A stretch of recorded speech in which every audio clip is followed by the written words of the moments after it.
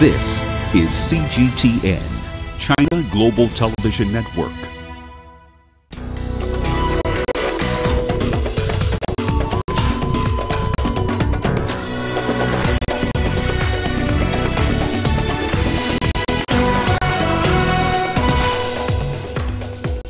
Chinese Foreign Minister Wang Yi is in Senegal for the last leg of his Africa tour.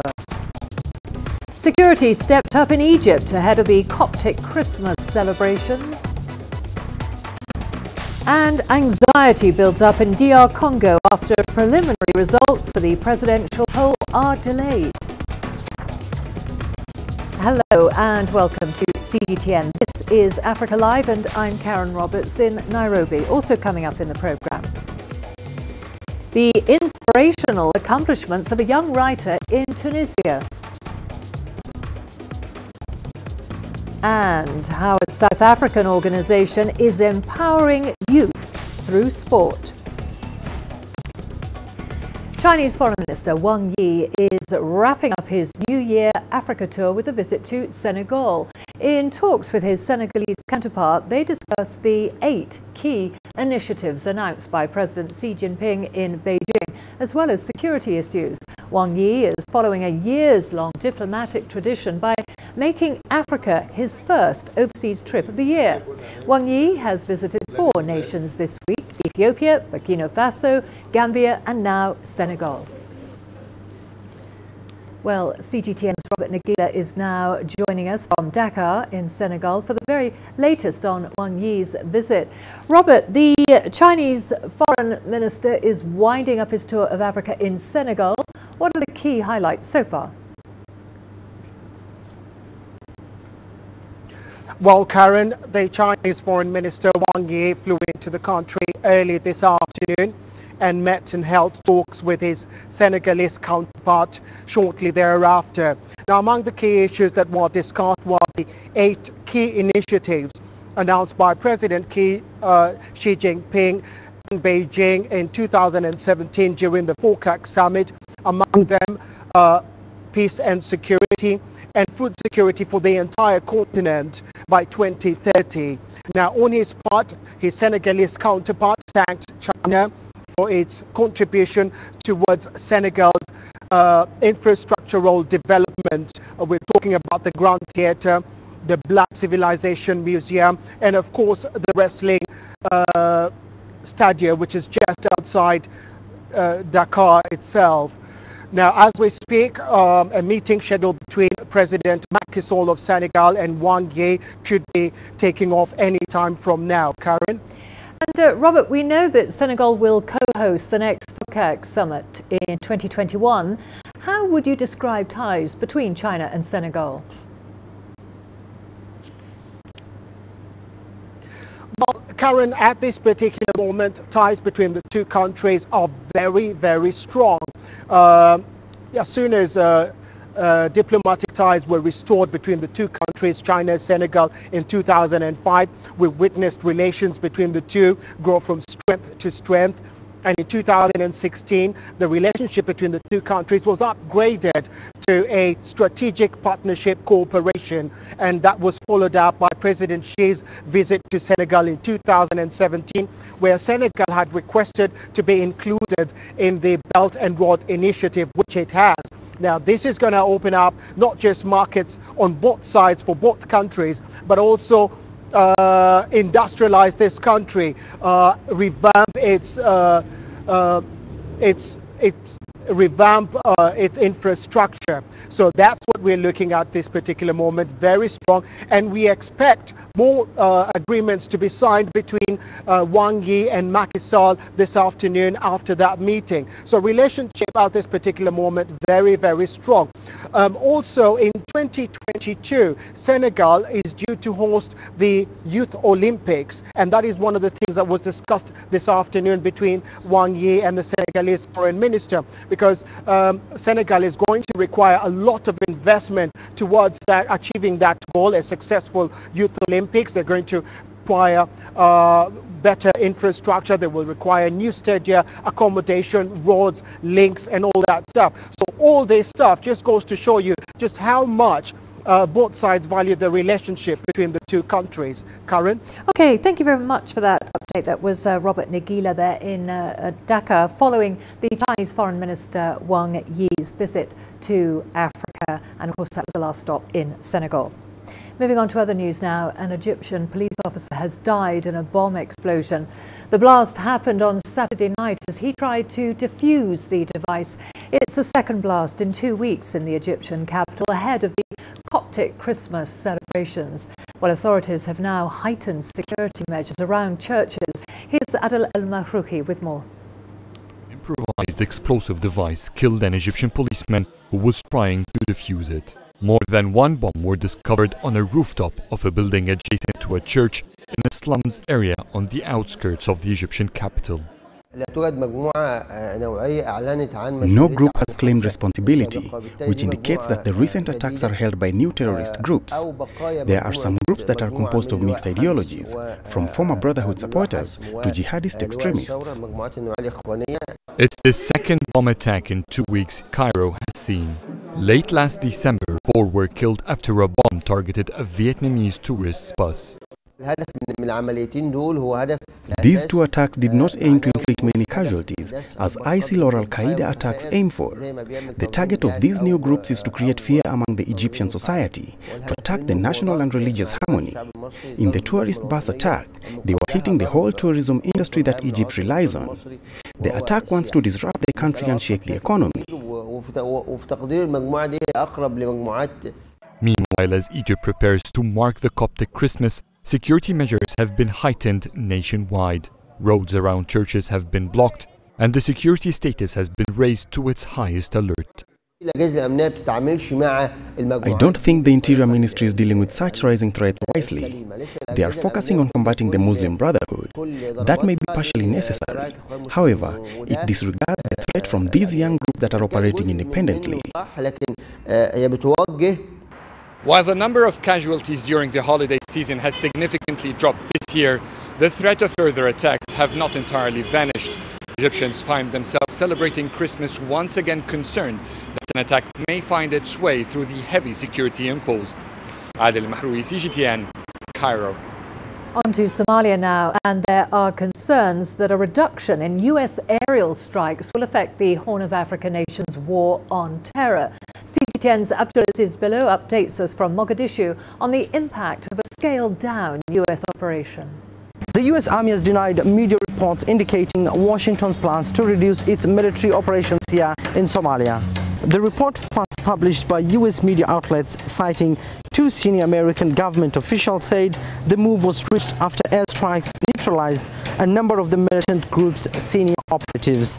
Washington has about 500 military personnel in the Horn of Africa nation, assisting African Union troops, AMISOM and Somali forces in battling Al-Shabaab and pro-ISIL militants. Pentagon has increased its aerial offensive against the groups in Somalia since US President Donald Trump took office last year. The strikes went from 15 in 2016 to 47 in 2018. A strike last week also killed 10 militants southwest of Mogadishu, the first in 2019.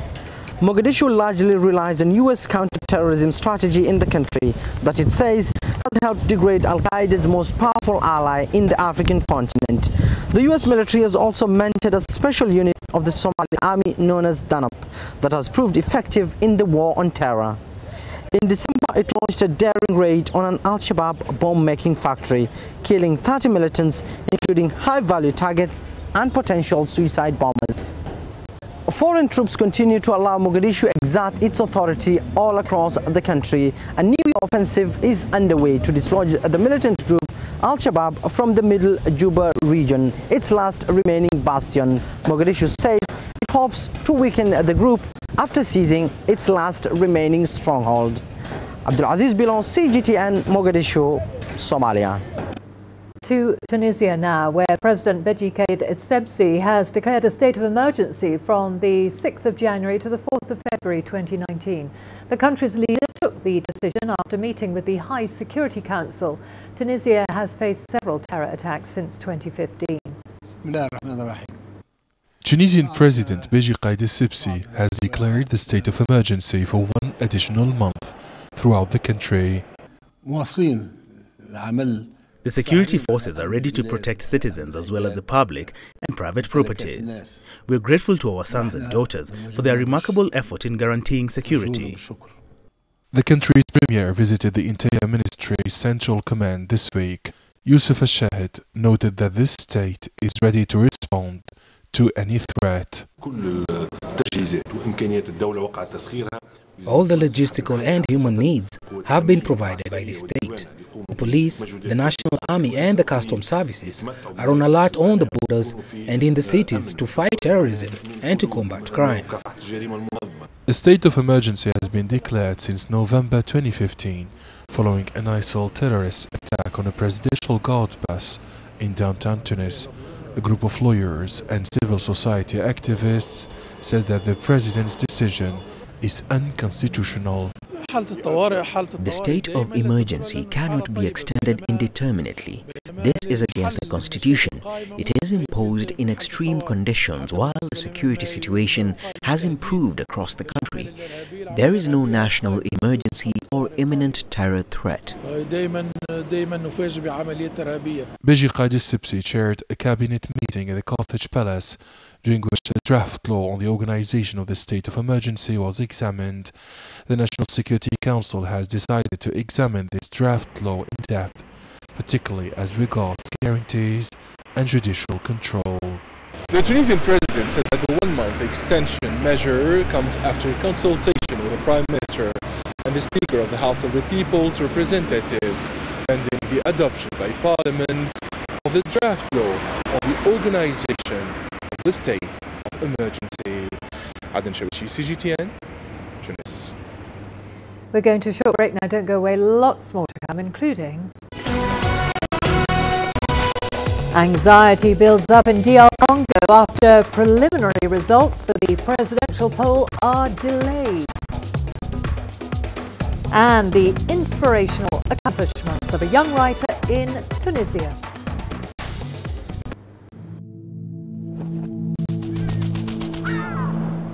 How will your world change today? What happens here? What happens there? Or what you make happen for yourself? If it matters to you, it matters to us too. Your stories are the stories that need to be told. Africa Live. Find your voice.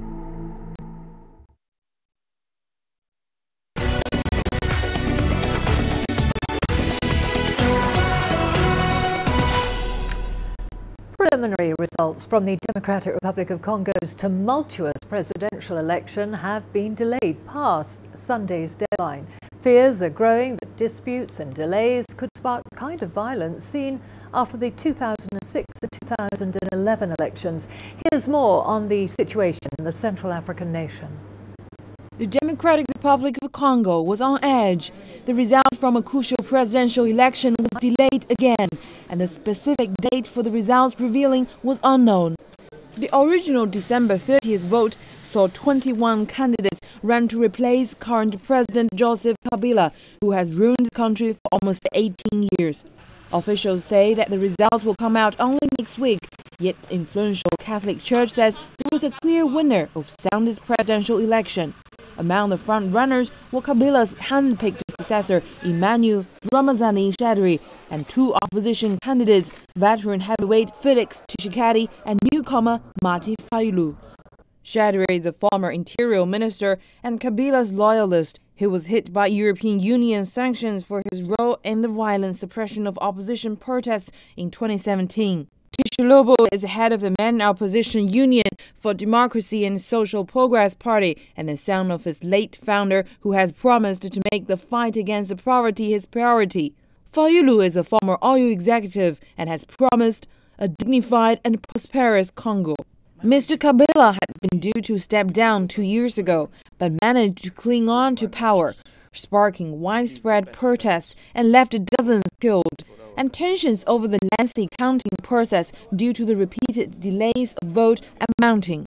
Although officials cite the reason for delay is due to the Ebola outbreak, expert says the move could further jeopardizes the election's credibility. 1.2 million voters won't be able to vote until March. But as we heard, the results of the presidential elections are going to be announced in January, and the president is going to be sworn in January. So 1.2 million voters out of 40 million voters, meaning 3% of the electorate, are not going to be able to choose their president. The credibility of the elections has been put in question because of everything that has happened today. Fears of the results could be manipulated to install Kabila-backed Jadri in power, Stu Hanning, and the ruling coalition all say their candidates have won. This mineral-rich country has never known a peaceful transition of power since independence from Belgium in 1960. This time's political stewardship is at stake. Fang Xuan, CGTN. Police in Madagascar have clashed yet again with supporters of Marc Ravalomanana, the loser in last month's runoff presidential election. Ravalomanana is accusing his rival, Andry Rajoelina, who was declared the provisional winner, of rigging the elections. As the country waits on the court to announce the final results on January the 8th, hundreds of Ravalomanana's supporters have defied a ban to demonstrate and have been protesting in the streets of the capital, Antananarivo.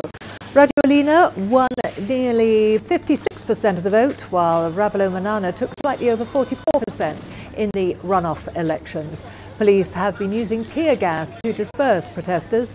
Reports claim that several arrests have been made, with supporters vowing to keep up their protests. To South Africa now, where a recreation club founded by a British mining magnate is seeking to rebrand. The Rand Club, which is located in Johannesburg city centre, is considered a relic of South Africa's colonial and apartheid past. The Rand Club was founded in 1887 by British mining magnate Cecil Rhodes. With its imposing columned facade, it was the favourite venue for businessmen and gold prospectors looking to strike deals and socialise. Alicia Thompson now seeks to reposition the struggling club while preserving its heritage. I grew up in Johannesburg. I frequented the city. I used to see this building that I was not allowed to enter. It was this haloed ivory tower, and I didn't know what happened inside this building. And I attended a wedding here in 2010, and I couldn't believe that this gem was withheld from us, you know, for all my life. Thompson has seen the number of full-time members grow to nearly 500 after years of decline. Over the years, the club's fortunes have reflected the mixed fortunes of the surrounding streets. The club is becoming a lot more relevant and a lot more accessible to more people, taking advantage of our location as well in Joburg, because there's a lot of renewal in the city. The club has attracted people from all walks of life. It's not just stuffy businessmen anymore. It's not just, you know, bullish miners anymore. The club's transformation policy over the years could give it an edge over its competitors.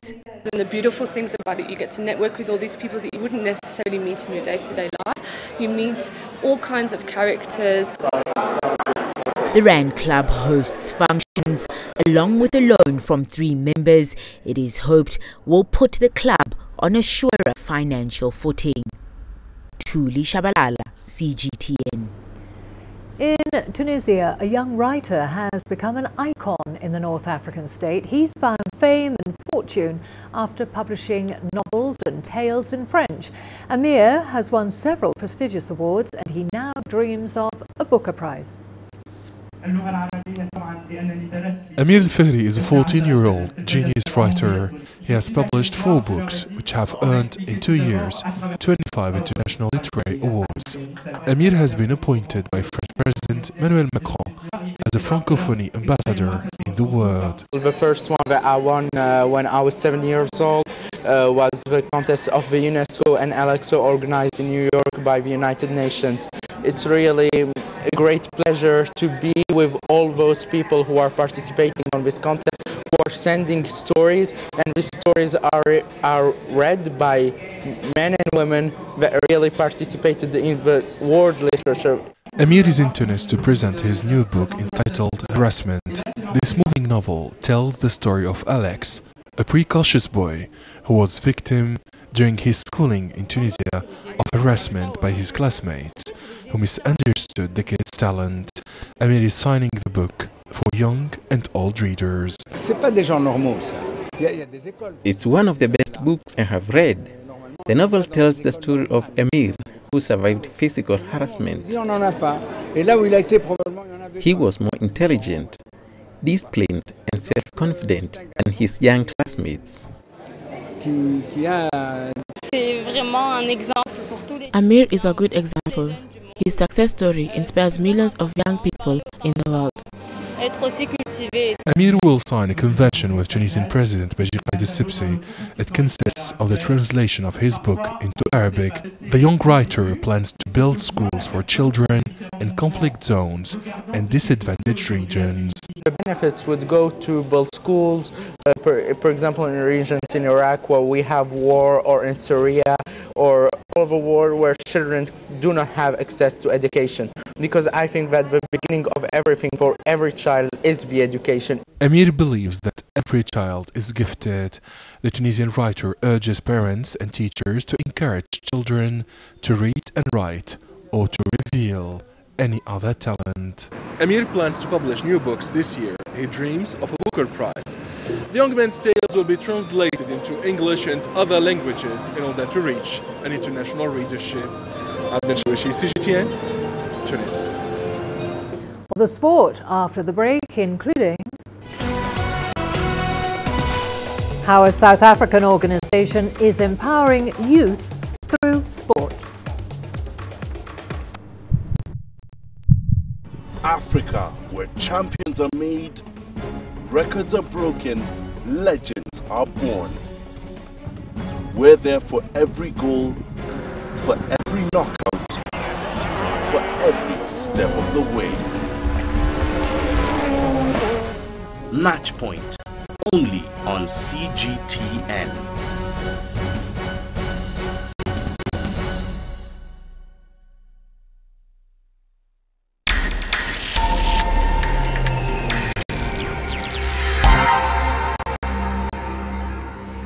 We begin with football. Chelsea midfielder Cesc Fabregas has played his last game for the Premier League side, according to media reports in the UK.